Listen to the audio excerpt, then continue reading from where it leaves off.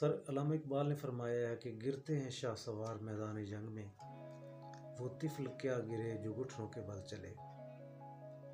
سر جو شخص گھوڑے پہ چڑھے گئی نہیں اس نے گرنا کیا ہے؟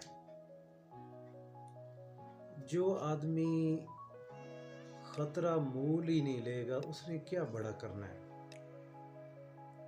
میں پیر خانہ صاحبزادہ سلطان محمد علی صاحب کی میں کل ویڈیو دیکھ رہا تھا، تو جناب 40 کلومیٹر گاڑی، ایک ٹائر اتر گیا تھا، پھٹ گیا تھا ٹائر، اور اس کے باوجود صحرا میں 40 کلومیٹر گاڑی انہوں نے بھگائی اور منزل تک لے کے آئے۔